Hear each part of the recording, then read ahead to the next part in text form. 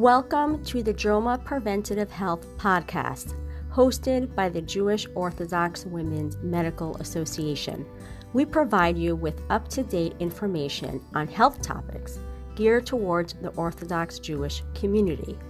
This podcast content is provided for informational purposes only and is not intended as medical advice or as a substitute for the medical advice of a physician. Welcome to the Jewish Orthodox Women's Medical Association, or JOMA podcast. I'm your host, Elisa Minkin.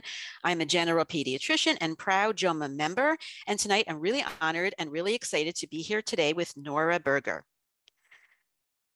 If you have a topic you're interested in, or you want to be interviewed, or you know someone you want to be interviewed, or you have comments on any of the episodes I've done already, please reach out to us at health, HEALTH, at joma.org. We want to hear from you. So tonight I'm really excited to be interviewing Nora Berger. Nora Berger is a fellow occupational therapy student with my daughter and her good friends. And this is what she says about herself. I am a lot of things in no particular order: a Yonkers native, an occupational therapy student looking to specialize in pediatrics, a dancer, an aviation enthusiast, an automotive rail fan, and an unashamed Pokémon player. My bachelor's degree is pediatric occupational therapy through dance from NYU Gallatin. I had to take supplemental classes at LaGuardia for entry to Touro Occupational Therapy program. I worked with nonverbal autistic toddlers in Woodhaven and later transferred to ACDS Westchester, working with the same population of children. I use my neurodivergent traits for good, not evil, and have made certain connections with students that might not have otherwise been made. I still have so much to learn before I am a professional anything. So I was really excited to interview Nora, who really uses her neurodivergent superpowers to be an amazing student of occupational therapy, and I am quite confident that she is going to be an awesome pediatric occupational therapist when she graduates really soon. Welcome, Nora. Thank you so much for joining me tonight. Thank you for having me. Now, I'm really excited. And full disclosure, you're my daughter's friend, and that's how I got to meet you. Oh. And she's been talking about you for a very long time and raving about you. You're both occupational therapy students. And so I wanted to talk to you about your personal experiences, particularly with sensory stuff, and how they're going to help you become an awesome occupational therapist. And I want to get you started first with your backgrounds. And by background, I mean, your education, experiences you've had that have built the professional that you're going to be, taking your personal experiences into account. Yeah. Wow. I guess my professional OT journey, on paper, it started on a whim at NYU. I went there for undergrad, and to be completely honest, on Thursdays, it just so happens to be Thursday, but on Thursdays, I had a hole in my schedule that I needed to fill with classes. So I sort of filtered out the classes I was signing up for. And one of them was Intro to OT. And I didn't even know what OT stood for when I started, but I was like, that sounds good. And so I took a class about OT on a whim, and I was like, okay, this is cool and stuff, but I knew it was what I wanted to do when we visited a place in Lower Manhattan that had children. It was a gym, essentially. It was sensory and like strengthening related gym, and this kid comes in and trips over something, falls, but then runs back, gets up and runs again. And the lady who was talking to us said, "Oh, by the way, so and so, she only started walking like 6 months ago. And I was just like, wow, that's pretty nifty, that you can go from zero to moving quite quickly. And I was like, you know what, I think that's what I want to do. Interesting. So before that, you never thought of OT. What were you studying? I went to, because I had no idea what I wanted to do, I was at NYU Gallatin, which is the one that no one's heard of, the one that it sort of like make your own major, but with strings attached. And that was where I was. And I didn't occur to me until I was in junior year that, oh my goodness, this is what I want to do. So I sort of, a lot of people in our cohort at Touro, they were like in a program already to start doing OT, the graduate stuff early. And I'm thinking to myself, not for nothing, but when I was a goofy 19-year-old, I had no idea what I wanted to do. And yet there's people coming in, they're 18, 19 years old, and they're like, yep, that's what I want to do. I'm going to do this for the rest of my life. And I just had no idea. I'm quite frankly, a little jealous, but yeah. I know everybody, comes to what they're going to do at a different age. Like I was really scary. I knew I wanted to be a pediatrician from the time I was 7 and a doctor from the time I was 3, but that's really weird. Most people do figure it out later. Yeah. So this isn't unusual. But what appealed to you specifically about occupational therapy? That there, this is going to sound really cheesy, but that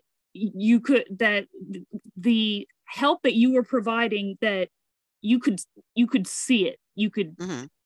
It's not like, not to disparage lawyers or anything. Both my parents met at Hofstra, by the way, but law school. But that if you're helping somebody, and it's like, okay, somewhere in the long run they'll benefit. But with OT, it's something where you're building and building and building, and you can see results, especially when you're doing if you're testing and retesting to see what kind of progress has been made with any treatment of anyone. But pediatrics was what I knew was my thing for a long time. But why pediatrics? Particularly because I consider myself, well, I was sort of told at the time, my mom always called me a strange ranger. Thanks, Mom.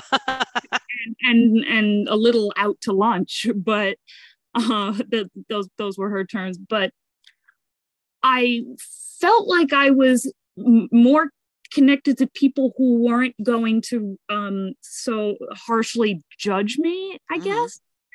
And because everybody knows I'm like 4 at heart, like we're walking around and I see half a golf ball and I'm like, hey, cool, look at that. And okay, now you know why I'm a pediatrician.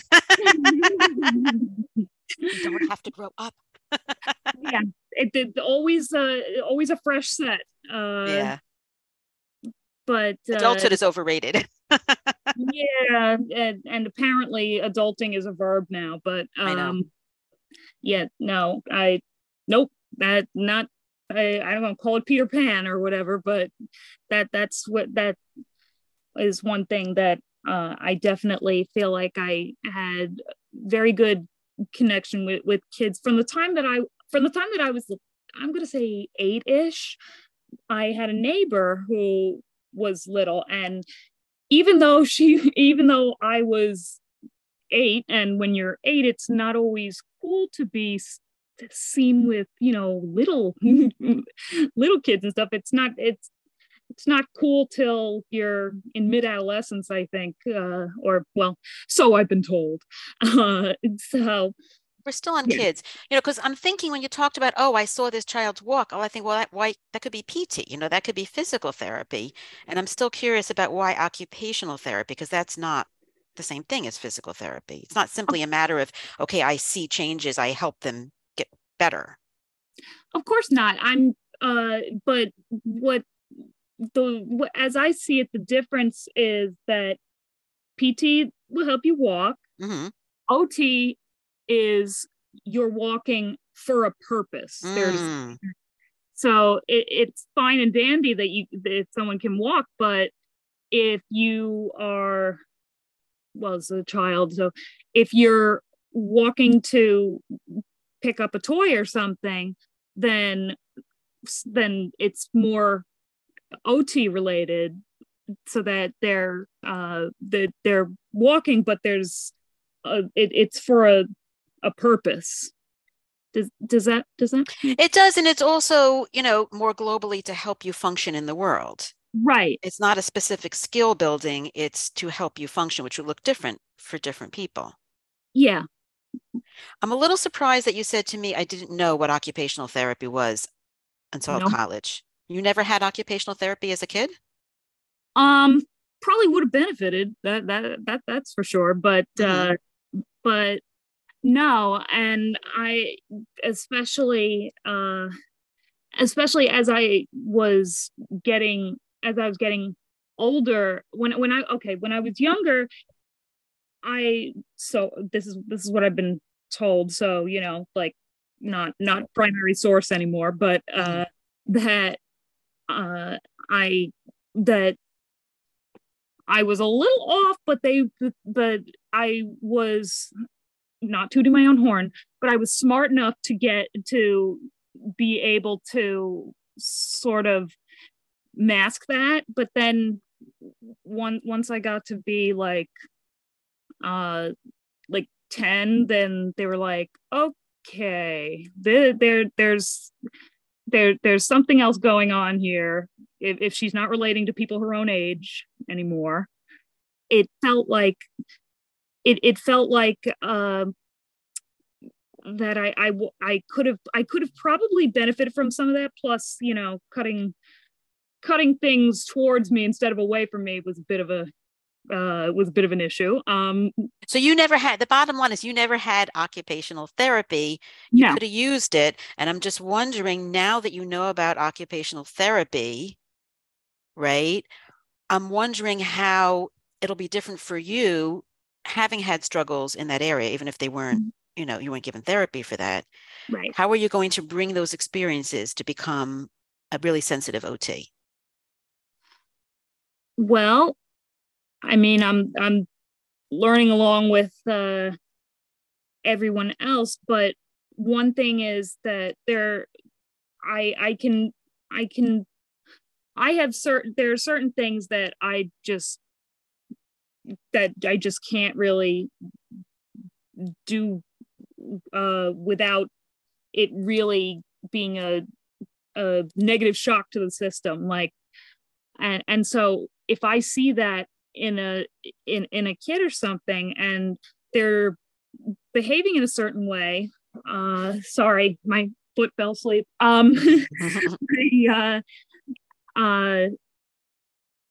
guess I should mention like the mayonnaise thing where, yeah, let's tell the mayonnaise story. Okay, yeah, I'm ready for that one.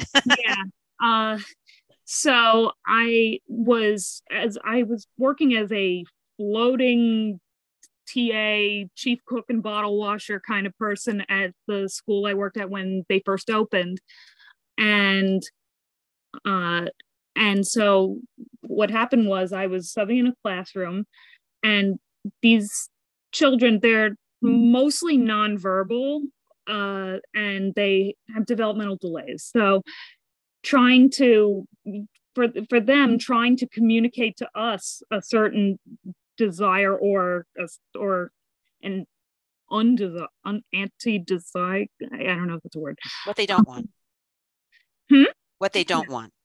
Right. I just and so I would see certain things, and I would be like, everything these kids do is for a reason. It could be sensory related, could not be, but very often it would go unnoticed to the right observer. And so I had this child who had a sandwich with a chicken patty on it, and I'm watching what this kid's doing. He's going really lightly around the edges of the sandwich, and not taking a big old bite of it. And the teaching assistants that were in the room, they were yelling at him saying, "If you don't finish that sandwich, you don't get to go outside." And it felt very it felt very, draconian, but also insensitive in a way. Right.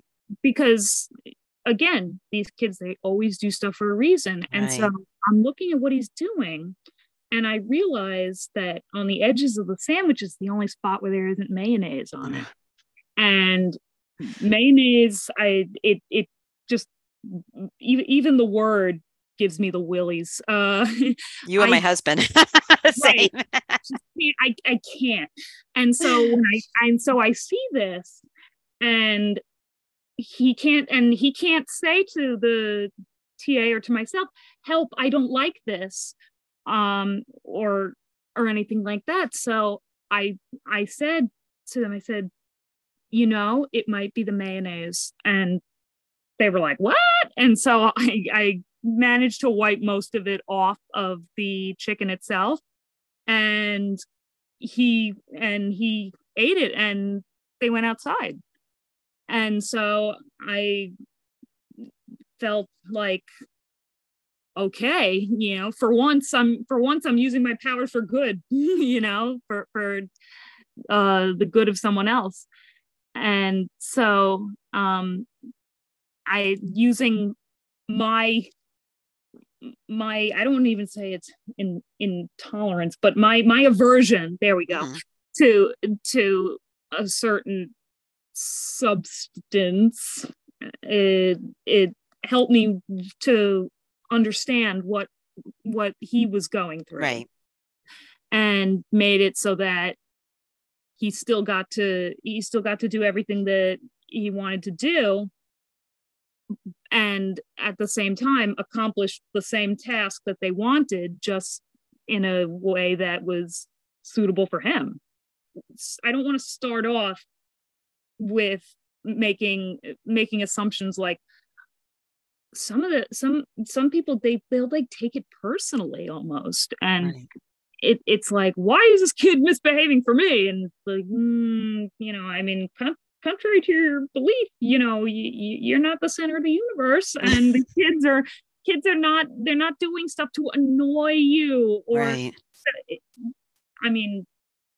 That sometimes that's just an added plus, but right. And sometimes they are, okay. yes, but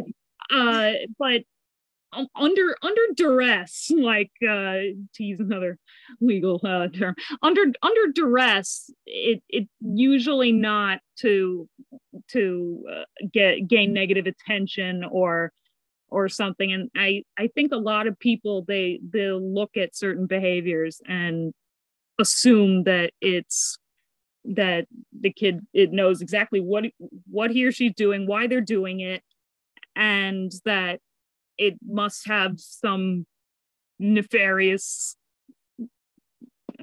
intent behind it. And so I don't like to think of it that way for several reasons, but one of them is that in my experience, I'm just talking my experience, more likely than not, there's a practical reason behind it. And I always say that everything these kids do is for a reason. We might not be able to identify what that reason is. We can only make our best guess based on what we are seeing. Right. And we should be curious. Oh, absolutely. The hot word now is curious. Yes. No, I'm not saying we, all huddle in a corner and assume that we are unworthy and unable to help these kids. Some of it is trial and error. I mean, it was sort of out of left field that the kid didn't like mayonnaise. They asked me, they were like, how'd you know? I was like, because mayo's gross. And so it's stuff like that. I've had a couple of experiences that were similar to that I got to enjoy when I was at the school, and it was a lot.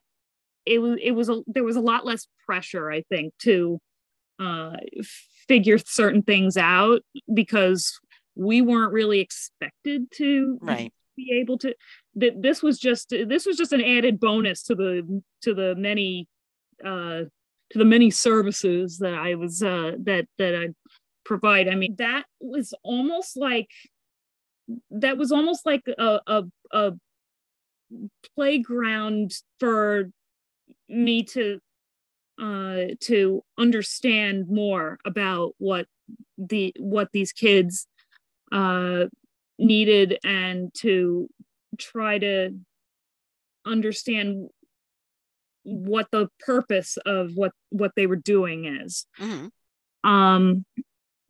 So what we often find is that I mean, a lot of little kids don't like wearing shoes and socks to begin with, but mm-hmm. there were kids who they just needed to have they needed their feet to just go wild and they'd like drag them across the rug and then onto the floor tile. I call it tiles, but it's probably comes in a roll of some sort. And just that was and it was very, I'm not going to lie, it was very frustrating, especially when we had fire drills. But it's not, oh, I'm gonna tear my shoes off so that it's annoying for you. And right. It's I need to feel this the way that I need to feel this so that I can make myself feel better. It's almost like self-soothing, really. Mm-hmm. I was thinking of the word grounded. That too, as mm-hmm. literally. Sorry. Yeah, it's okay. No. But yeah, so there's and I'm definitely not part of that camp, but I'm sort of the opposite. Like I do not do the whole barefoot or people foot thing. I even from the time I was little, always wearing socks, like and some of that could also come from not getting blisters from ballet shoes and tap shoes and stuff. That might have had a little to do with it. I don't know, but right, being a dancer and all that. Right. It was, but for some of these kids, that's what they need. That's what they crave. Let's find a way to make it functional and get to it. So how do you do that? Well, one thing that I would first say is, and this is how I feel in general, is I like to see what kind of social history the child has, because when I have that at my disposal, then it really helps to gain their trust and stuff, so that they're more willing to show you what they want. Like, mm-hmm. For example, today I have a child who really, really enjoys brushing on her forearms. And what she'll do, she can't speak, but what she'll do is she'll grab your arm and start like squeezing, kind of, to try to say like, hey, can I have some of that? And I mean, it takes a little while, but eventually, a little while meaning for her to figure out that's the best way that I'm going to convey this message to you. I've gotten messages in sometimes better ways than, sometimes a little more painful than others, but I mean, like a child's pinching you really for the same reason. Is that what you're trying to say? Yes. I mean, like a child that needs input, they need sensory input, and they're pinching, and you're thinking, oh, they're bad, stop pinching. Well, I'm not thinking that, but there's I don't mean you. Yeah. I meant the generic you. Right. That some people's logic goes straight to that. And I feel like if you're gonna go straight to that, then you're either having a bad day or maybe you should quit your day job. But I think you do have a greater sensitivity to this. Not everybody does. Not everybody can see beneath the surface of a behavior. Right. And that's one of the reasons why I'm not a huge fan of going on a purely behavioralist model, because, again, like I said, you're making all kinds of assumptions and applying intent when only really the only person who will ever know for sure what the intent is the child. Right. I'm going to stop for just a minute because I want to not unfairly demean what you applied behavioral analysis. I know you're not saying that, but I just want to be, because there is a controversy about ABA. And a lot of people who identify as autistic are anti-ABA. They're the anti side. And then, of course, there's plenty of ABA providers, and that's the main service used for kids with autism. So it's a hugely important controversy that I want to address just for a second. And I want to say that I am going to be interviewing an applied behavior analyst who will tell us how it can be done right. What you're really talking about is an abuse of it, because ABA, you're supposed to start with what's the antecedent, what happened before the behavior, and be curious about that. But it's easy to just skip to what's the behavior, let's stop it. Right. I don't have any grudge or right. Against ABA. It for some kids it is very it's effective. Right. So that's not at all what I was trying to do. Right. And I also want to make sure it's very clear to our listeners that ABA is in the hands of the person using it. It's just a tool. It's just a tool. So you're talking about misuse of behavioral techniques, whatever name you want to give it. Would you say that's accurate? Yeah. Okay.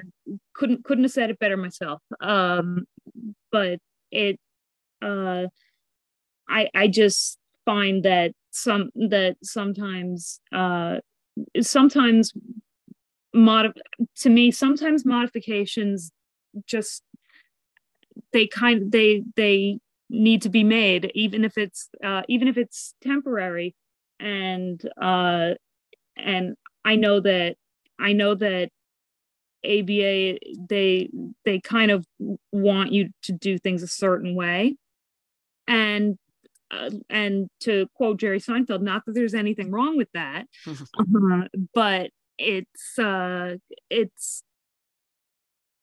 not it's nothing against ABA.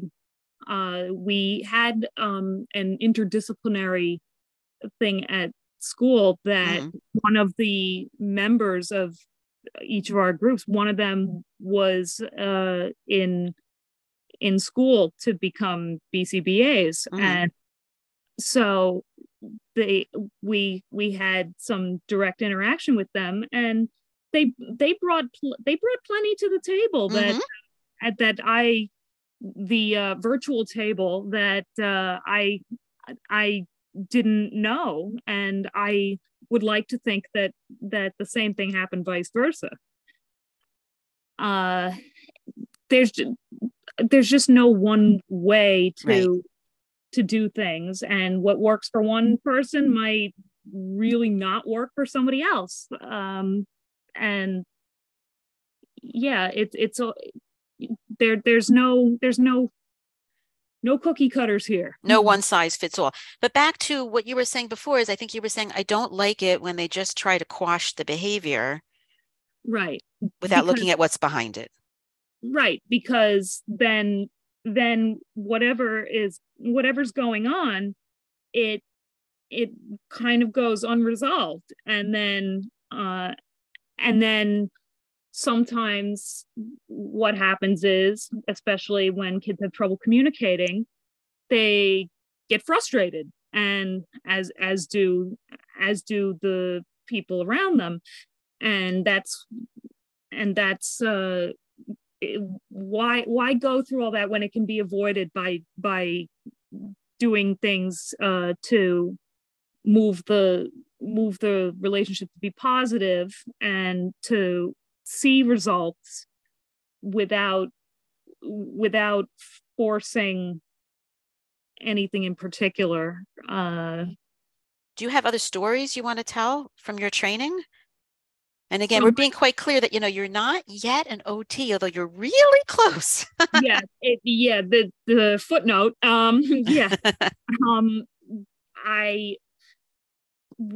When I worked with a child who this was in a classroom, an 812 class, 8 children, 1 teacher, 2 TAs. Although there were 3 in there because one of the TAs was actually functioning as a one-to-one with certain, for a variety of reasons, a kid might need a one-to-one. And what would happen is that in that room, even if the one-to-one was there, and we'd get there in the morning and be like, okay, so-and-so some staff member for that room is out, and they'd be like, who wants to be this kid's one-to-one? Not me. Everybody touches their nose. And I'm like, well, okay. I don't know that much about this child, but only being told, one of the things that I was told is that they know that she's visually impaired, but they didn't know to what extent. Mm-hmm. And so I'm now working with this kid who I didn't really know very much about.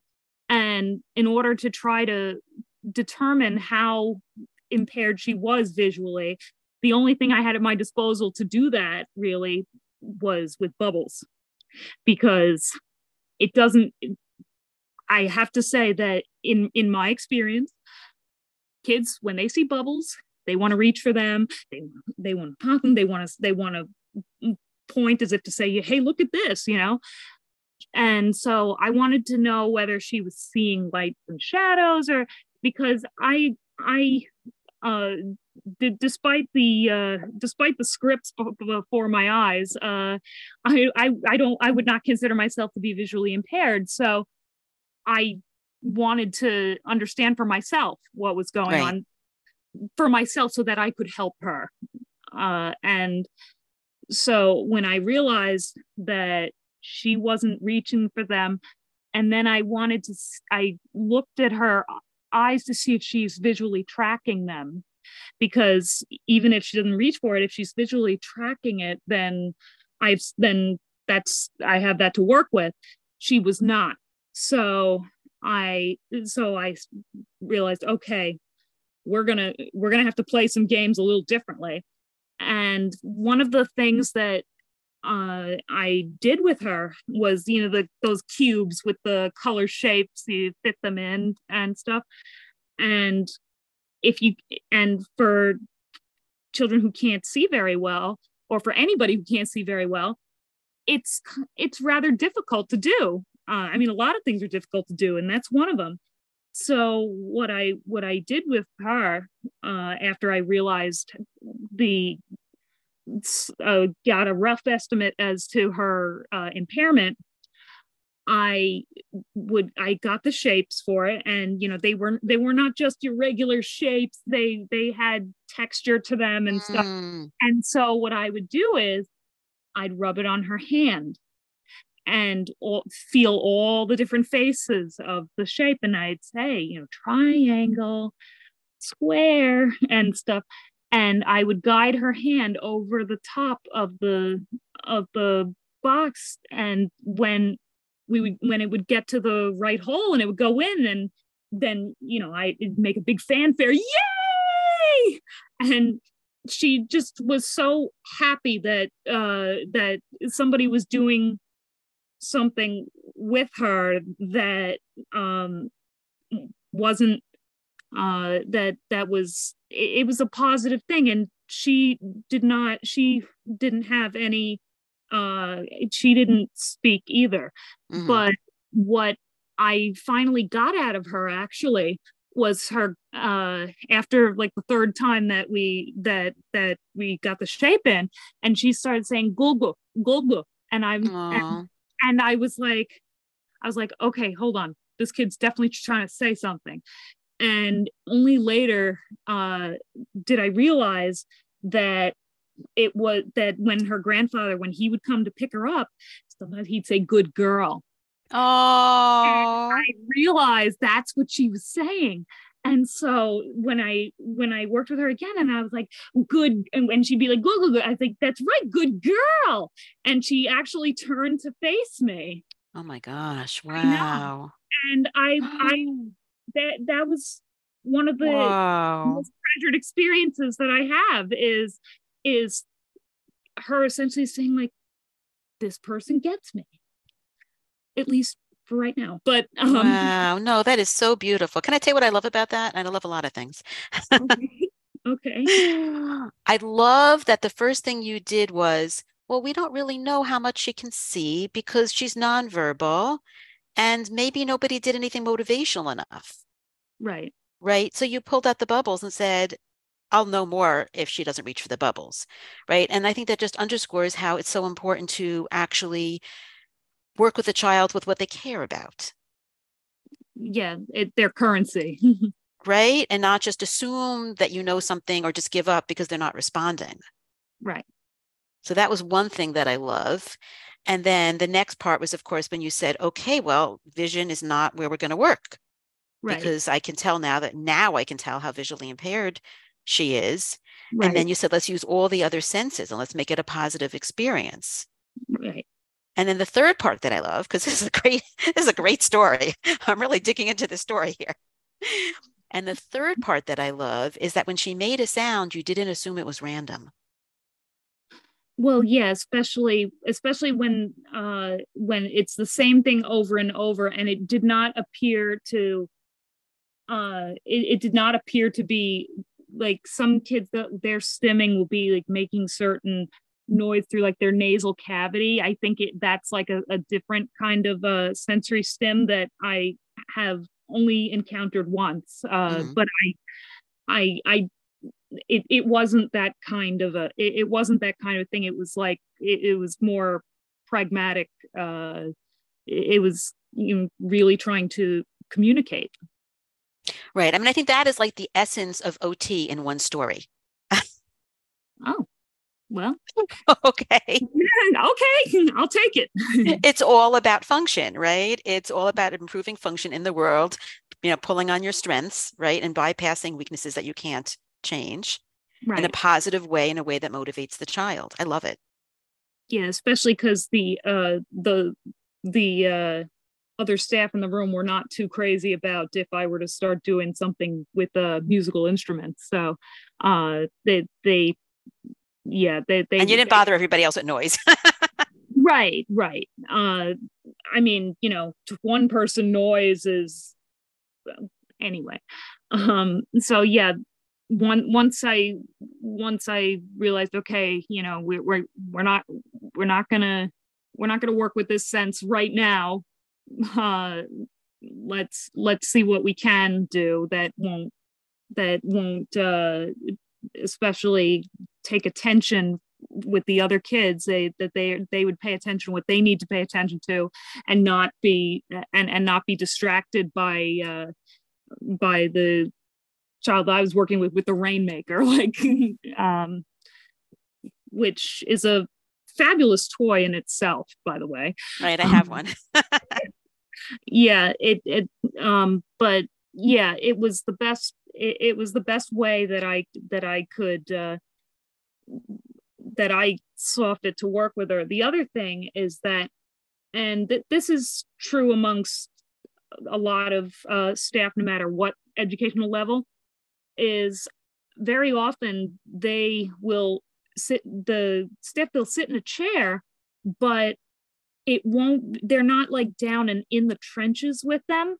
When I was doing this shape thing, I was sitting on the floor, and she was sitting within my legs. So we were both on the same even keel, mm-hmm. Like it's not somebody who was barking orders from 5.5 feet above them. It was being at their level. And I know that I even today I was sort of told like why are you on your knees? Just get in a chair. And it's sort of like, well, I want to demonstrate how to do this activity, and I want to be closer at their eye level, because even if they're not looking at me, I feel like there's just a sort of no one's above somebody else, figuratively. Right.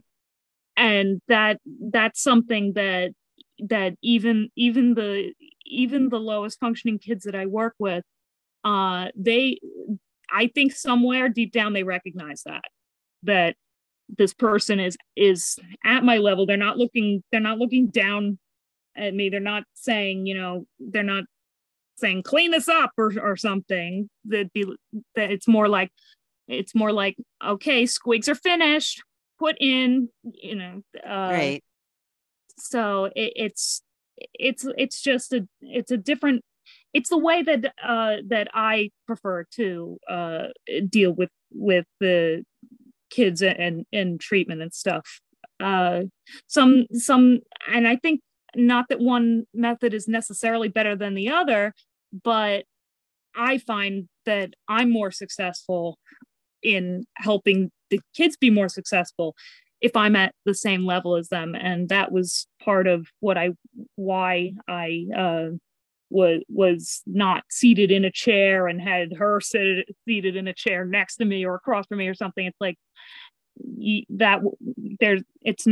it's not like a straight match. Whereas if I'm all the way down with them, then then I feel like it's more effective. And I'm somebody who has terrible ability to read body language and facial expression and stuff. That's one of my biggest problems. And so I feel like if I am at their level, then some of that pressure is off, because I'm not worried about doing things a way that will possibly be discouraging, or at least make them feel like they are being forced to do things, because nobody likes to be forced to do anything. Right. I mean, I hear this coming out of you, that you can relate,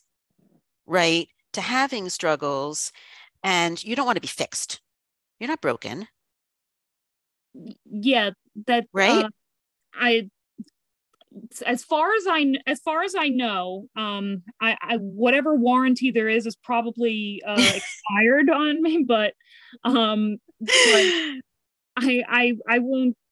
I don't consider that. I wouldn't consider that. It's just it's not right or wrong or better or worse. It's different. Exactly, and that's why I will use when I go back to introduce you later, the term neurodivergent, which is really just a different way of thinking. Your brain works in a somewhat different way, but it's not bad. It's different. And so I think what you're saying is not really a technique, it's an attitude. Attitude is a little thing that can change a whole lot. Right, right. And I'm sure that the kids pick up on it. Yes. There's that is definitely something that that I even if I'm having like the worst possible day, you know, being told that, you know, this or that didn't work, or don't do that again, and then I feel like kind of crummy, but then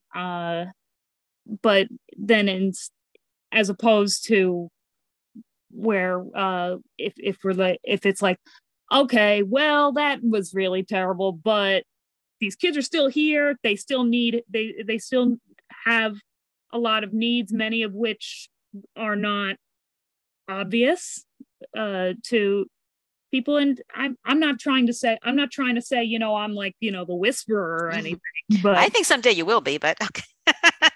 I'm so impressed by what you're doing as a student. Well, at that point, I wasn't even doing grad school. Right. I wasn't even applying to any OT programs at that time. How much more so then? Yeah, but I think I'm doing the right thing. In retrospect, it'll be, oh, what I'm doing. I'll still be able to say, yeah, you know what, I did that, and I'm proud. You know. Yeah. No, I really think that you're going to be amazing, and I'm really grateful for you for doing this interview with me. I really am. I know that, so I feel like I am getting to do something very special, and if it helps one person, then it's already worth it. But you already have done that, even from the few stories you shared. Yeah, that you've helped people, and so you're going to take your training and your sensitivity, and you're going to integrate them. Right? That word again. To be an awesome occupational therapist. And I'm really excited. I want to do part 2 with you when you're officially an OT. Okay, and then we'll play this back, and then I'll be all embarrassed. But seriously, I want to thank you so much for doing this with me. Thanks for listening to the JOMA Preventative Health Podcast. If you've enjoyed this, please rate and review us on Apple Podcasts and share this with your friends. For more information, check out our Instagram at JOMA_org. Check out our website, www.joma.org, that's JOWMA.org, or email us at health@joma.org.